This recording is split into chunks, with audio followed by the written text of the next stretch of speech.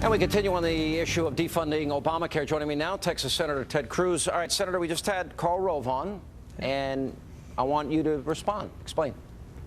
Well, Sean, it's great to be with you. I will say I enjoyed your and Karl's revisiting the Battle of Gettysburg. Yeah. And I will say this, I'm no military historian, but I'm pretty certain that you lose 100% of the battles that you begin by surrendering. And on this question of Obamacare, the real question that I think any conservative, any Republican who says he or she opposes Obamacare has to be asked is, what is your alternative?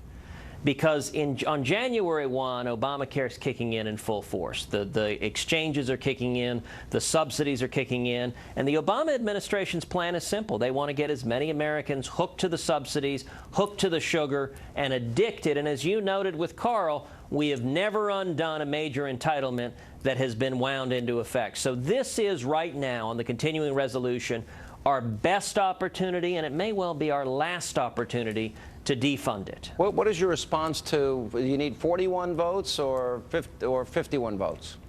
Well, let me tell you how this would play out. I think the first step should be the House of Representatives should pass a continuing resolution that funds the entirety of the federal government except for Obamacare, and that explicitly prohibits spending money on Obamacare. The next step is that would go over to the Senate, and we know how this game plays out. We've seen it before. Harry Reid and President Obama would scream and yell, those mean, nasty Republicans are threatening to shut down the government.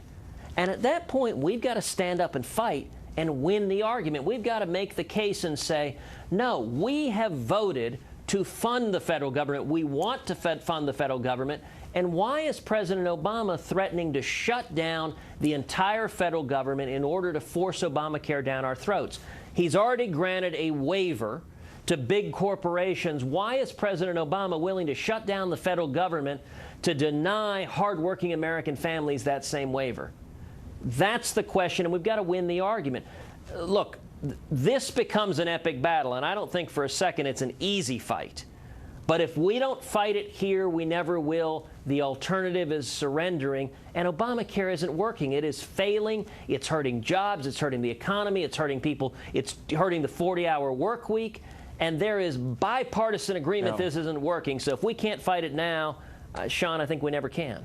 Senator, maybe if you'd be willing, I'll invite you and Karl Rove to debate it. Would you be willing to do that?